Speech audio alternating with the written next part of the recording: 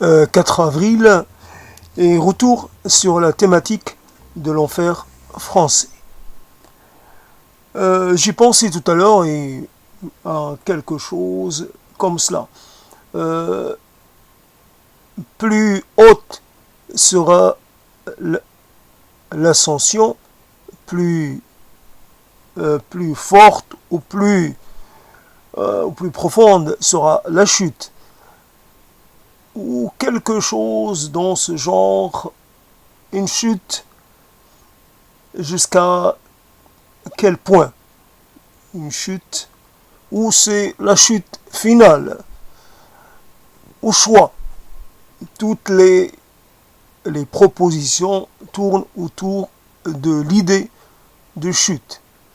En fait, il y a eu un moment où nous utilisions le terme de chuter au lieu de dire tomber, peut-être chuter de très haut, chuter du haut de ses rêves, voilà, de ses attentes.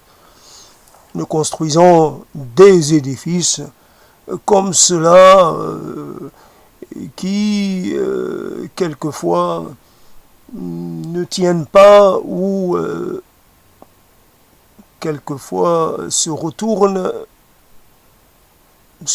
contre nous, ou des édifices que nous n'arrivons pas à achever, ou peu importe. En tout cas, c'est jusqu'où cette chute va-t-elle se prolonger.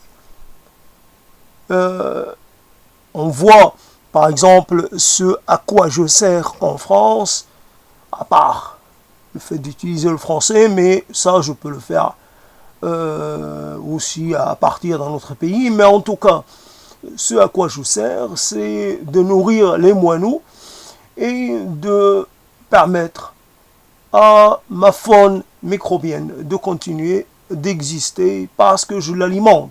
Et aussi, j'arrose quelques plantes, voilà, comme ça. Voilà à quoi je sers fondamentalement.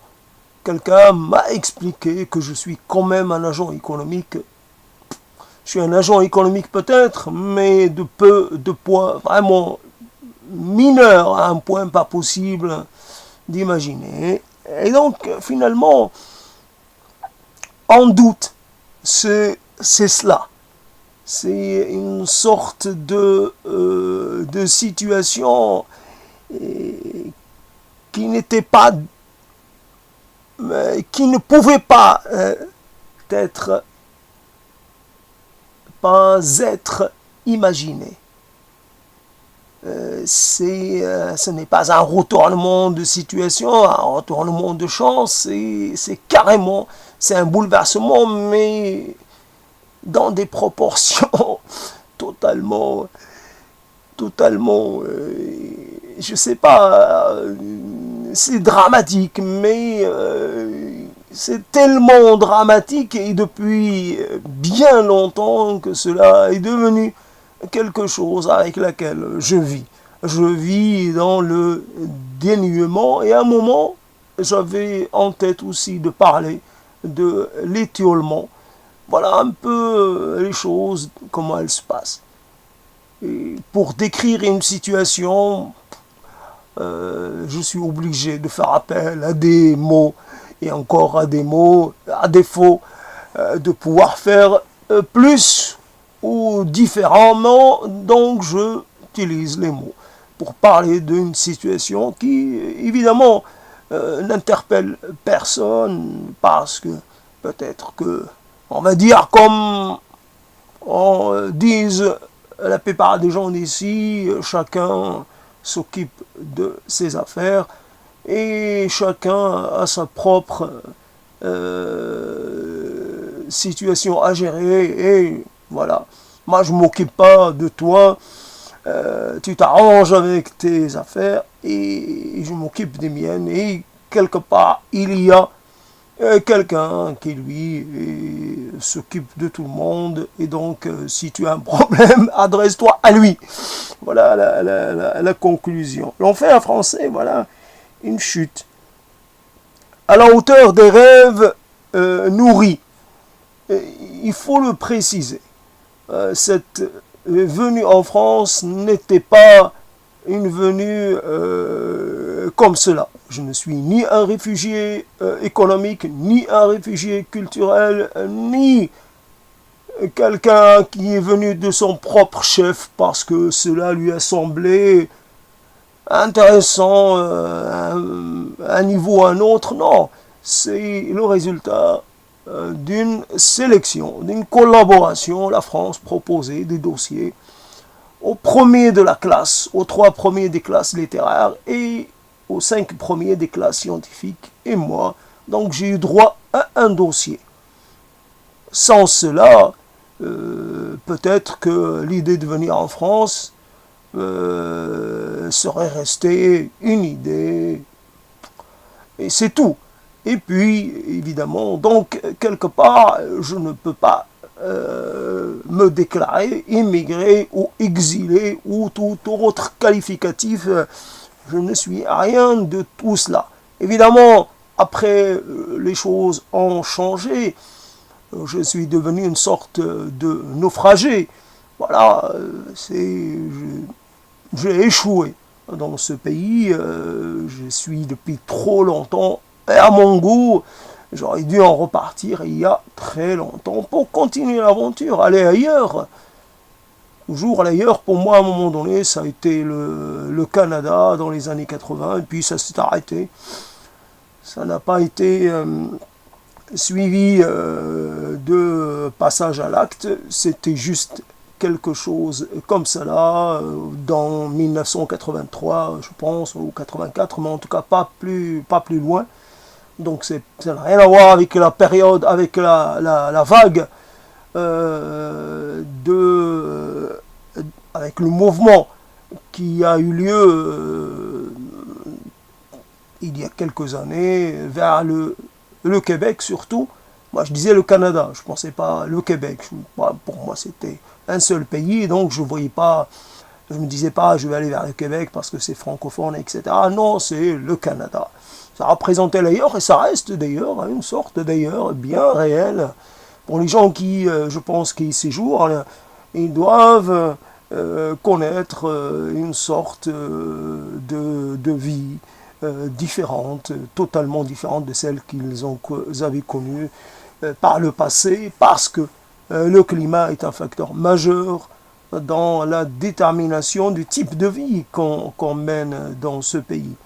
Ce n'est pas un pays accueillant de par son climat, et peut-être qu'il l'est de par sa population, mais en tout cas, il est évident que c'est une sorte de traumatisme qui ne peut pas manquer de laisser des traces. Voilà, donc la chute, c'était la lutte finale, c'est devenu la chute finale.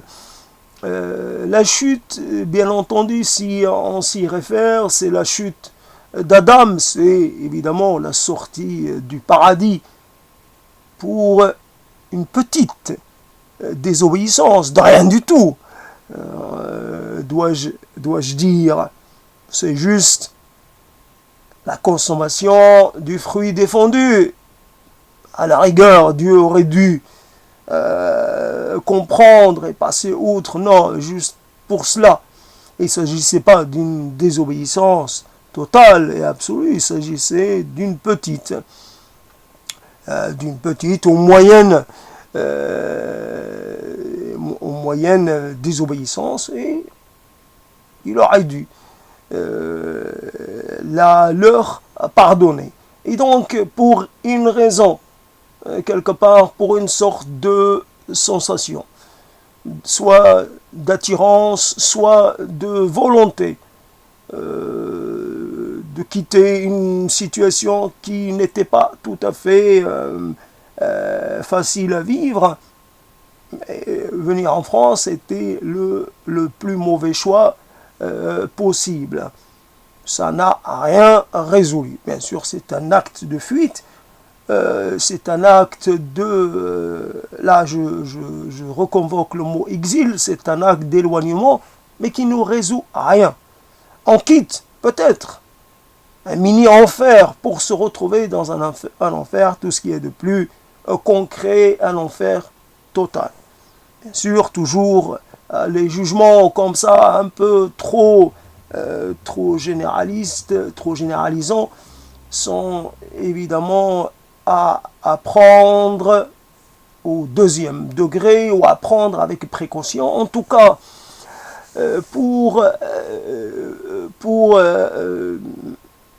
maintenir un discours, pour continuer à rester dans la parole, on ne peut pas tout le temps dire une chose puis après la contester, même si cela est un principe auquel on adhère de façon pleine et consciente et consentie. La vérité n'est jamais univoque ou uniforme, elle est multiforme. Donc il peut y avoir quelque part des éléments qui se sont agglomérés pour conduire vers l'état actuel. En tout cas, la chute, évidemment, elle ne peut que continuer. Peut-être qu'elle ne s'accélère plus. Peut-être que c'est une chute. Je ne sais pas comment on chute les corps quand ils sont précipités de très haut. En tout cas, peut-être, comme il peut y avoir une sorte de moment où on a l'impression que le temps s'arrête. On continue de chuter, mais on a l'impression de s'être stabilisé. Mais finalement, est-ce que le fait de se rapprocher du sol fait que la chute s'accélère, ou est-ce que le fait de se rapprocher ne change rien? Je n'en sais rien. La vitesse, est-ce qu'elle est constante à partir du moment où on commence à chuter, ou est-ce qu'elle se modifie? En tout cas, je traverse une période de stabilité, où j'ai l'impression que les choses se sont stabilisées, mais la chute continue, évidemment. Les choses n'ont pas l'air de s'arranger, il n'y a point de solution. Personne ne se présente pour, quelque part, pour me porter secours. Moi, je ne crie pas, je n'implore pas, à part le fait que je parle et que j'expose la situation. Mais en général, j'ai cessé d'attendre et l'espoir m'est devenu quelque chose de totalement étranger. L'espoir, c'est la chose vaine à laquelle on prête beaucoup de pouvoir, mais en fait, ça ne se produit pas. L'espoir est quelque chose qu'on nourrit à des moments de sa vie. Après, on cesse de le faire. Ça ne sert à rien. Personne ne peut me sauver parce que de toutes les façons, je n'ai plus tellement de temps à vivre et que quelque part, je suis conduit vers mon terme et de toutes les façons, ça aurait été, c'est trop tard. Donc les choses aurait dû se produire, ce sauvetage aurait dû se produire vers la trentaine ou même avant ou un peu plus tard. Mais là maintenant c'est carrément, ça ne peut plus rien apporter. Quelque part il y a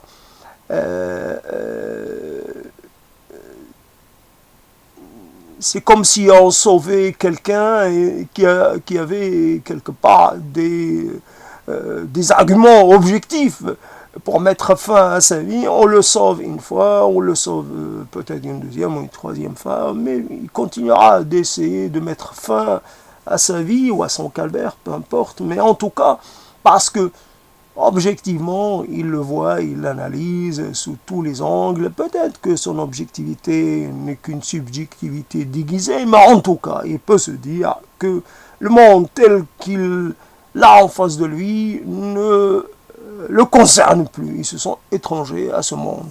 Voilà ce que amène cette vie en France. C'est non seulement étranger, on va reprendre le titre étranger à nous-mêmes. c'est difficile d'aller dans ce sens, je ne sais pas ce que ça veut dire exactement. J'ai traité cette thématique-là, mais finalement, je trouve que c'est encore un truc de la psychanalyse, une sorte de dérive sémantique. Non, on n'est pas étranger à nous-mêmes, on est nous-mêmes, on se connaît suffisamment, bien sûr, il y a toujours, soit on a une compréhension à laquelle on n'était pas habitué, compréhension de quelque chose, soit on a des processus qui se produisent en nous qui quelquefois nous étonnent, mais finalement on se connaît, on se fréquente tellement qu'on ne peut pas se déclarer étranger à soi. Pas possible, étranger vis-à-vis de l'autre, mais encore l'autre n'est pas un étranger absolu, parce que aussi on le connaît, on le fréquente là aussi, de façon plus ou moins assidue, mais si on ne le fréquente plus, on l'a fréquenté à des moments. Si on s'en est éloigné, c'est parce que, quelque part, on a vu, on a approché les limites d'une relation, les limites d'une sociabilité, les limites. Voilà la notion d'une sorte de statut qui, bien entendu, on peut trouver un intérêt à se sentir comme cela. Quelqu'un qui se sent dans une position d'inadéquation, d'incommunication avec son environnement. Bien entendu, c'est un sentiment qu'on peut considérer comme difficile à atteindre. Parce qu'il faut des conditions particulières. On peut se dire, ah, tiens, je connais ou je pratique ou je vis une situation que peu de gens peuvent connaître, peuvent approcher parce qu'ils sont dans leur environnement familier et quelque part cela les prive d'un registre qui existe mais auquel ils n'ont pas accès. Et moi, j'ai accès à ce registre-là, émotionnel, sentimental, psychique, mental, tout ce qu'on veut. Mais bon, je le dis, mais évidemment, ça reste au niveau des mots. La réalité est toujours un peu différente des mots, La réalité, elle ne peut pas être définie à travers les mots de façon correcte. Les mots ne sont qu'une transposition de ce qu'on a au fond de nous, une transposition relativement pauvre, relativement assez limitée. Voilà donc l'enfer français. Voilà donc la chute, pour revenir sur le thème de la chute, bien entendu, l'être humain a besoin d'apprendre un peu d'approcher un peu tous les registres de la vie. Bien entendu, il y a, quand on a une projection d'une intensité incomparable, quand on a un élan vers l'autre, le français, plutôt la française, un élan du type de ceux que j'ai eu, c'est quelque chose d'anormal. On ne peut pas, quelque part, idéaliser quelqu'un comme moi j'ai pu le faire. Donc il faut passer par des moments, par des expériences qui vous font un peu connaître la véritable nature des choses. Et on se rend compte que la personne qu'on a idéalisée, si on l'a connue un peu, on se rend compte qu'elle n'est pas idéalisable, qu'elle est finalement qu'une fiction. Ici, On garde bien sûr un peu des réalisations pour les gens qui nous ont un petit peu exclus prématurément de leur vie. Parce que fondamentalement, c'est le problème est d'avoir le temps. D'avoir le temps d'intégrer des éléments et de pouvoir après les utiliser comme les intégrer et pouvoir les agir à partir de leurs apports. Seulement, quelquefois, on est en train d'opérer ceci et puis on n'a pas le temps. On ne nous laisse pas le temps de le faire. On est ramené non pas à son point de départ, mais on nous fait régresser. Donc, c'est parce que quelqu'un décide que ça lui suffit. Un mois avec quelqu'un, c'est le maximum qu'il puisse supporter. Un mois, on va dire, quelquefois c'est une nuit, quelquefois c'est quelques mois, ça va jamais. C'est souvent quelque chose de très court ou de court, et cela ne permet pas de se connaître à travers la connaissance qu'on développerait, la connaissance qu'on aurait en fréquentant un autre. Fréquenter l'autre de façon, c'est-à-dire d'une façon qui permet justement d'approcher certaines vérités de l'être. Ces vérités ne commencent peut-être à apparaître qu'à partir d'un temps moyen, c'est-à-dire 1 an et quelques, 2 ans, 3 ans, à ce moment-là apparaissent des choses et on commence à réajuster. Voilà, c'est réajustement de nos visions. L'idéalisation se transforme peut-être en un réalisme qui pourrait être un peu trop un réalisme un peu rétréci, un peu terne, voilà, un réalisme un peu terne, mais il y a la nécessité d'être dans la réalité et dans le réalisme, plutôt que d'être dans une position intermédiaire ou dans une position de non, une position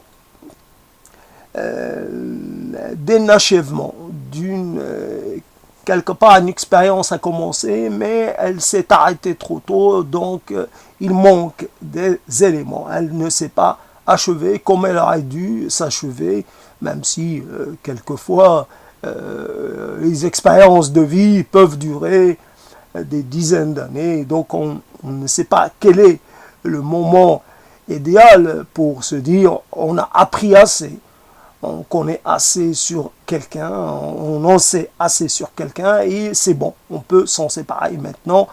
On ne va pas après se dire qu'on a manqué quelque chose, on en a un peu extrait l'essence et le reste, ça ne peut être que de la répétition ou de choses qu'on connaît déjà. La personne, en 3 ans par exemple, a eu le temps de démontrer un peu, de faire usage de toute la palette de ses capacités, potentialités, de tout ce qu'il a en lui. Alors, sa façon de gérer les choses, de sa façon d'avoir des rapports à la vie, rapport au changement, rapport à l'imprévu, rapport à l'aléatoire, rapport à la gestion des sentiments, le devoir, le plaisir, toutes ces choses-là. Et voilà, donc déjà, j'ai un peu... déjà, je commence à sortir du propos et je trouve que c'est un peu tôt, mais s'il le faut, pourquoi pas. On n'est pas obligé. on voit que le thème de la chute, c'est un thème qui est intéressant, porteur et tout, mais fondamentalement, j'arrive pas à m'installer dedans. Donc voilà un peu la chose. Je peux pas convoquer la tour de Babel parce que évidemment Dieu l'a précipité à terre parce que c'était un ouvrage qui tentait, qui était contre nature. Voilà un peu la chose. Alors il y a des rêves un peu contre nature que la vie va mettre à bas, va détruire, et on se retrouve un peu au niveau du sol et on ne sait pas. On a chuté sans savoir, on a été abattu sans savoir quand c'est arrivé et pourquoi c'est arrivé. Et on constate un peu l'étendue des dégâts, on constate que nos corps sont marqués, nos corps sont atteints par ce qui s'est passé. Nous ne pouvons plus disposer d'un corps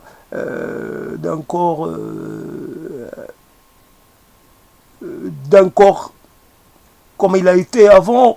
Nos rêves sont touchés dans leur substance même. Nos idéaux sont frappés, d'inconséquences, frappés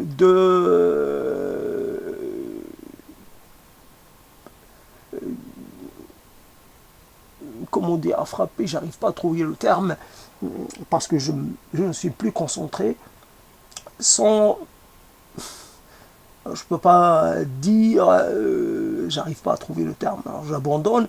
Et donc, voilà, quelque part, donc l'enfer français, et voilà, je continue, normalement, c'est quelque chose qui est là pour contribuer à la construction de quelque chose encore, beaucoup plus mieux disposé, mieux arrangé. C'est des mots et des termes et des développements comme ça jetés à la va-vite, mais qui devraient servir de matière première pour quelque chose de plus abouti, de mieux fait. Je ne sais pas si cela va se faire, en tout cas c'est un peu l'idée que j'ai actuellement. Une fois que j'ai rencontré le terme l'enfer français, ça m'a semblé approprié de le traiter. Et je le traite comme je peux. Là, c'est ma deuxième contribution. Elle est un peu courte, elle a tourné un peu court. C'est aussi une affaire de mots. On démontre, en utilisant une certaine quantité de mots, on démontre à l'autre qui nous a chassés, comme ça,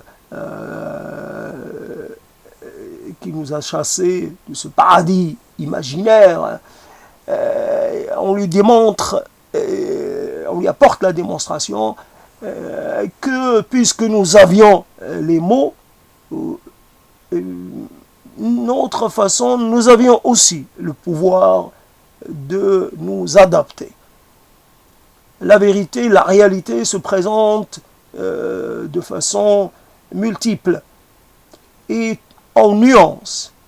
À partir du moment où nous maîtrisons l'art du nuancement, nous avions droit à être intégrés dans le collectif. Encore que le mot collectif est un mot relativement suspect.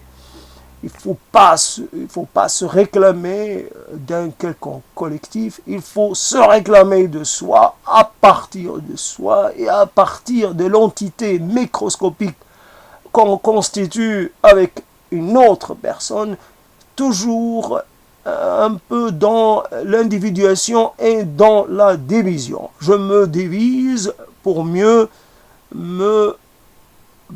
prospérer.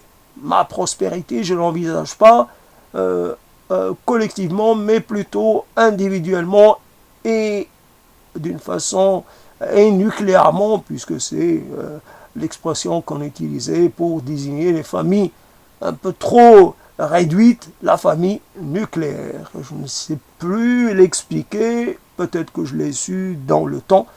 En tout cas, une famille réduite. Peut-être que le mot nucléaire réfère au fait que l'atome, ou qui est quelque chose qui est assez petite, est encore divisé. Et à partir du moment où on divise ce qui est quelque part, on passe d'une situation d'une certaine dimension à une situation beaucoup plus réduite. Petite est la famille contemporaine, avec 2 parents et 2 enfants, et souvent un seul enfant, et souvent pas d'enfant du tout, et souvent cette entité, elle n'a une durée de vie que limitée. Voilà un peu la perspective. Quelque part, il n'y avait personne qui pouvait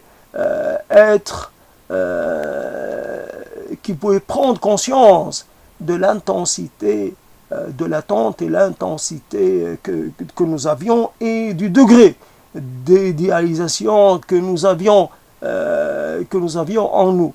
Le problème, c'est que cette idéalisation correspond à un certain type physique et quelque part, quand nous rencontrions des gens qui ne pouvaient pas, qui ne correspondaient pas à un autre type physique préféré, ben nous les laissions.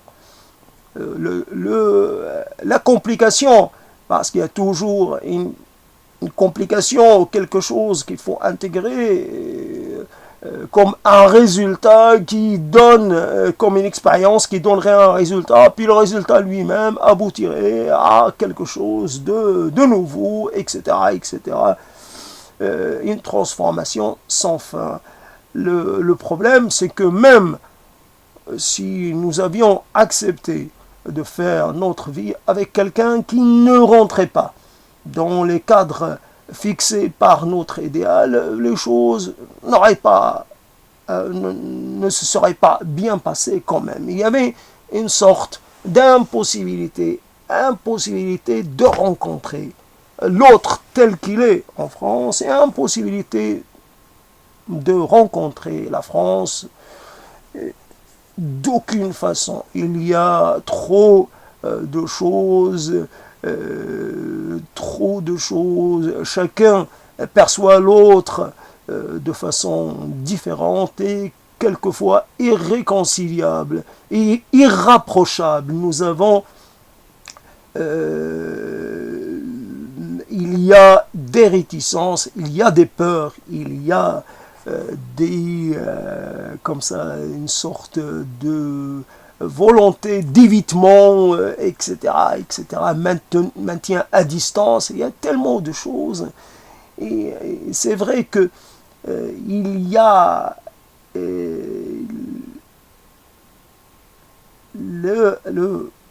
la situation qui est à faire face à la vie tout seul, faire face à la vie à deux.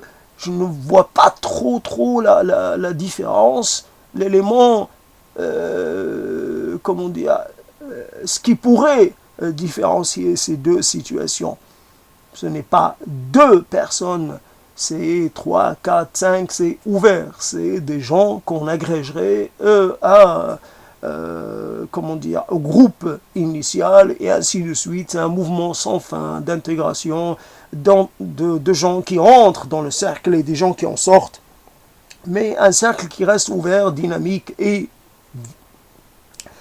toujours actif. Or, la chose qu'on construit en France, c'est une dualité, c'est un duo, et puis pas plus. À la rigueur, on a des enfants, et les enfants, on les perd à un moment ou à un autre, et on revient vers le duo initial, et vas-y que je te regarde dans les yeux, et j'ai plus rien à te raconter, je t'ai tout raconté, je t'ai tout dit. Veux-tu entendre le récit que je t'ai fait il y a 30 ans? Veux-tu entendre encore? Tu vois, dans mon pays, on faisait cela, et ah, qu'est-ce que j'aimais manger ceci. Ah, je me rappelle de l'arbre. Ah, je me rappelle de... C'est fini. Ça finit par se fossiliser. Ça finit par se figer dans quelque chose. Ça ne peut conduire qu'à des impasses sans fin. C'est cela. Donc c'est une rencontre, je ne sais pas comment dire, quelqu'un qui dirait je suis un ambassadeur. Je viens d'un autre pays, j'ai une mission. Voilà, je suis missionné pour apprendre, pour connaître. Mais une fois que j'ai rempli ma mission, ben, je retourne d'où je viens. Je ne reste pas. Voilà, un peu, ça aurait dû être géré comme cela, pensé comme cela. Pas de, évidemment, pas de résidence prolongée, parce que c'est le moyen le plus efficace pour voir, pour approcher ce qui est le côté le moins désirable, le côté le moins brillant de ce pays, c'est-à-dire son côté indifférent, son côté excluant, son côté pas beau, son côté refusant, son côté exclusifiant, je ne sais pas comment. Voilà, il y a un moment, plus rien, plus rien. On se retire et on se retire et on se retire et on sort. On sort. Plus que tout le monde veut nous faire sortir de la scène, ben, au bout d'un moment, ben, on le fait, on sort pour de bon. On participe plus à rien parce que tout cela ne mène à rien. Je me rappelle cette histoire fondatrice de cette personne qui était venue avec du taboulé. Voilà un peu ce que c'est que l'essence française, la mauvaise essence. Et avec du taboulé, donc déjà, normalement, je ne sais pas, taboulé, c'est oriental, d'accord, mais surtout pas cher. C'est de la semoule avec quelques petites choses, c'est principalement de la semoule, et peut-être avec quelques tomates. Et la tomate en été, ça coûte pas cher, on ne peut pas dire que c'est une dépense excessive. La personne, elle m'en présente parce que on se connaissait, par l'intermédiaire d'une autre personne, mais on s'était déjà fréquenté, et donc elle m'en a donné quelqu'un qui pouvait faire penser à un Nord-Africain, qui était un Nord-Africain, à demander, à lui aussi, à goûter. Il n'a pas demandé à manger, il a demandé à goûter. Et de suite, la personne qui est d'essence française, on va dire ça comme ça, a dit, je ne vais pas nourrir tout le monde, moi. De suite. Voilà un peu... Elle aurait attendu, je ne sais pas, il y aurait, bien sûr, le taboulé, c'était prévu pour beaucoup de personnes, ses enfants à elle, et donc c'était prévu pour, on va dire, une dizaine de personnes. Mais évidemment, le taboulé, c'est comme quelque chose, je ne sais pas, quand on n'a rien à amener quelque part, on amène du taboulé. Parce qu'on sait que ça coûte pas cher et que ça se mange quand même. Et il suffit d'un peu de citron et quelques feuilles de menthe, et puis ça y est, le tour est joué. Et le tour est joué. Là, la semoule gonfle et fait croire qu'on a mis, je sais pas quoi, là, qu'en fait c'est 1 kilo, pas plus, 1 kilo ou 1,5 kg de semoule, et ça coûte pas, ça épuise pas le portefeuille, et voilà. Donc tout de suite, on passe à quelque chose, bien entendu. Il ne faut pas s'appuyer sur un seul exemple, ou même quelques exemples, pour parler de tout un groupe qui compte des millions de personnes. Mais on est comme on est. On réfléchit à partir des expériences qu'on a. On ne peut pas, évidemment, on ne peut pas demander, donnez-moi vos expériences, de bonnes expériences, de gestes, de gestes, c'est-à-dire de bons gestes, de gestes de, on va pas dire générosité, parce que ce n'est pas la générosité, c'est un autre registre. Là, on parle juste de faire goûter. Tu amènes en général, il y a des choses qu'on ne demande pas. Il y a des fois une nourriture qui arrive dans, comment dire, le taboulé est quelque chose de particulier. C'est presque la chose, je ne sais pas comment dire, comme on pourrait offrir de l'eau à quelqu'un qui a soif. Le taboulé, c'est l'eau, ça coûte pas cher. Le taboulé, ça coûte pas cher. C'est presque du même niveau. Et donc, dire que quelque part, on est sur le point d'être dévalisé ou d'être volé ou je ne sais pas quoi, c'est à tout le moins excessif. Et voilà, donc,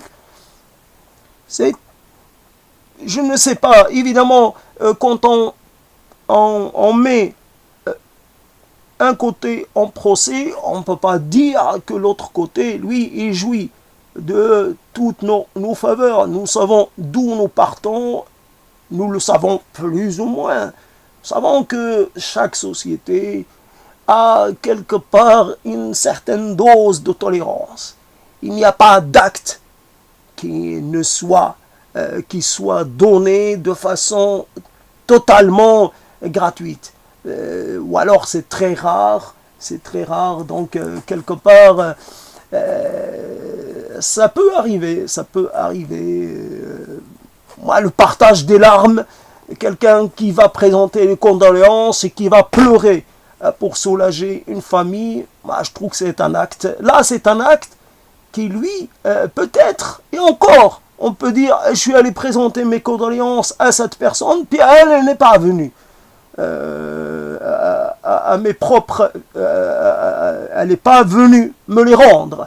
Voilà, on peut avoir une situation comme ça où les gens donnent quelque chose et attendent quelque chose en retour.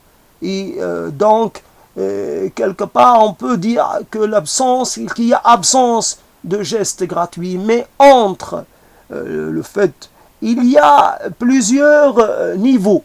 Il y a des actes dont on n'attend pas du tout un quelconque retour. Et c'est cela qui peut-être différencie le comportement ou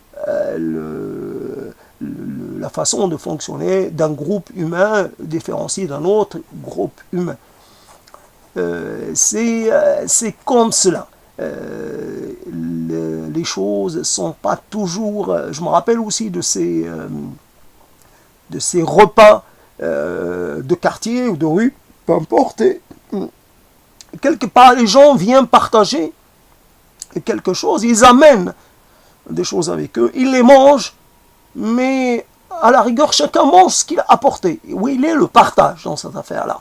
Il existe des moments où il y a un partage, mais toujours, on va le dire et le redire, voilà, c'est autre chose. Mais là, en parlant de repas qui normalement aurait dû être un repas collectif. Déjà, la notion de repas collectif varie. Il y a des repas vraiment collectifs parce qu'ils sont organisés de façon, comment dire, les gens se nourrissent à partir d'un même plat. C'est-à-dire qu'ils partagent le plat de façon concrète.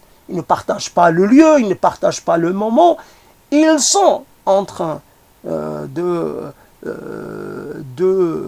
ils sont en train de se nourrir au même plat, dans le même plat, et finalement il peut y avoir là aussi une sorte de concurrence. Celui qui a quelque chose devant lui, il va s'empresser de la manger. Il y a une petite concurrence à celui qui mange le plus vite. Moi je mange quelque part. S'il s'agit par exemple d'un couscous, quelqu'un va vouloir s'attaquer rapidement à la viande et pas tellement rester sur les légumes, alors que le fait c'est d'abord on commence par les légumes, par la semoule et les légumes, après on passe à la viande.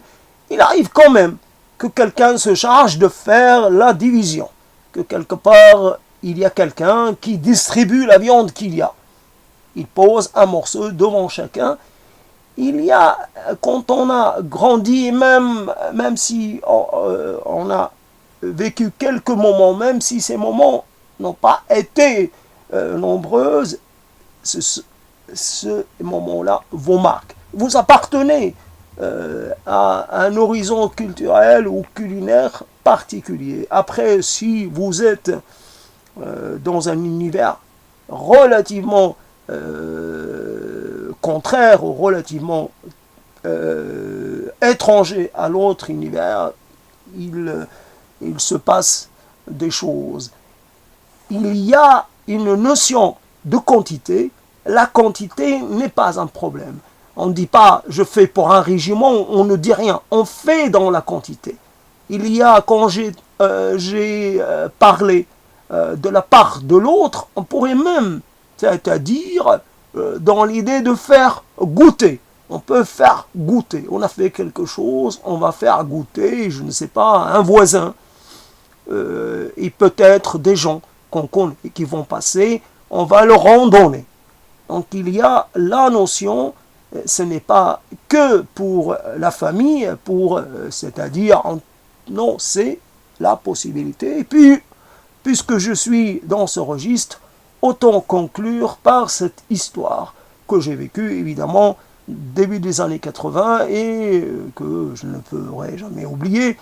Cette personne, ce fouilleur en chef qui avait organisé, pour la fin du chantier, qui avait organisé une paella, et donc il avait fait plusieurs paellas, qui étaient assez énormes, mais il est dans une maison, il y a passé tout l'été, et puis il a des voisins qui, eux, sont des gens, des habitants du coin, et il n'a pas fait goûter, même pas une moule, mais pas un petit peu aux voisins. Les voisins n'ont pas goûté, pourtant, ils ont vu les différentes paellas, donc il y avait 3 paellas énormes, et ils les ont vus comme ça, s'organiser, et puis être cuites, etc. Pour le coup, je me rappelle qu'il y avait une paella qui était bien cuite, l'autre qui n'était pas assez bien cuite, l'autre qui était bien cuite, et une troisième qui était très cuite, quelque chose dans ce genre. Même pas symbolique, c'est le geste symbolique. Après, je peux faire intervenir le don et le contre-don et toute cette histoire-là. Et le don et le contre-don que j'ai appris, je ne sais pas où, peut-être je ne sais plus où, et que j'ai eu l'occasion d'expérimenter comme ça. La notion m'est venue comme ça sur la langue, et puis voilà. Et je l'avais faite, la notion est venue au bon moment. Et j'ai vu que, en fait, à un moment donné, le don, évidemment, il y a le don et le contre-don, mais derrière le don, il y a l'attente de quelque chose de plus.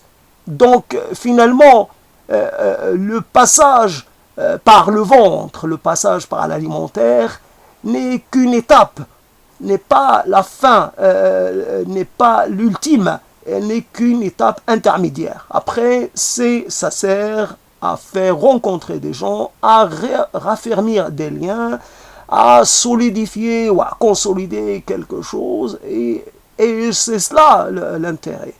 La nourriture, comme pour cette nourriture symbolique quelque part, ce premier dîner entre des gens qui commencent à se connaître, entre un homme et une femme, l'invitation au restaurant, et n'est pas tant pour manger que pour partager. C'est un repas plus symbolique qu'autre chose, et donc le mal, et c'est le mal qui doit se charger de, bien entendu, tout cela peut être contesté, ça c'est évident, mais le mal se charge d'alimenter, de payer, d'apporter, parce que c'est comme ça, et après on peut toujours changer, il est possible d'inverser les rôles, on s'en fiche de toutes ces choses-là, pas besoin d'avoir tant de précautions de langage, on reste sur un schéma classique, et on va dire comme cela. Si un mâle demande à sa femelle convoitée de partager les frais du repas, tout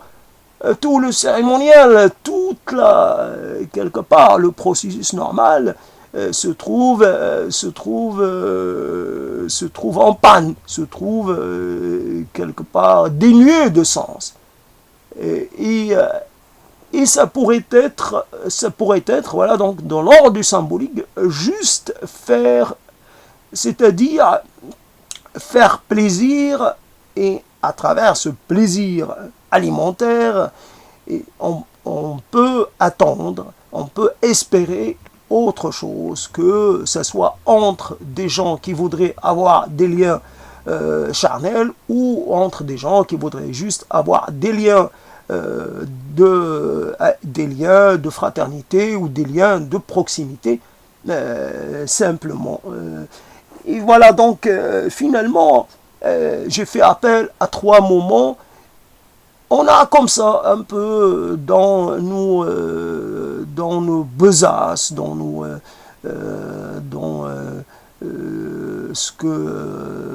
nos bagages, des histoires. Chacun a quelques histoires. Évidemment, on n'en a pas des milliers, on en a quelques-unes. Après, on les utilise, on les emploie pour essayer de donner plus de concret à un propos. La chute est là, la chute est à la hauteur de l'espoir. La chute, quelque part, était plus ou moins attendue, prévisible. Il n'y a pas, on ne peut pas dire qu'il y a une mauvaise surprise, qu'il y a quelque chose qui a été promis et qui finalement qui n'a pas été accordé. On ne peut pas dire qu'en dehors du fait de l'invitation, il n'y avait rien d'autre. Je t'invite, mais après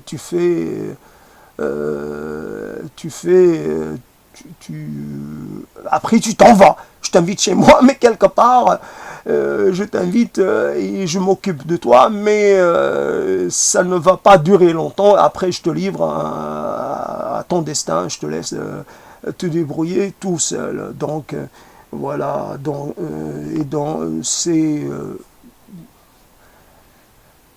je clôt ce deuxième volet en espérant avoir quelque chose à dire pour le prochain. Et voilà, c'était donc quelque chose pour amender le propos autour de l'enfer français.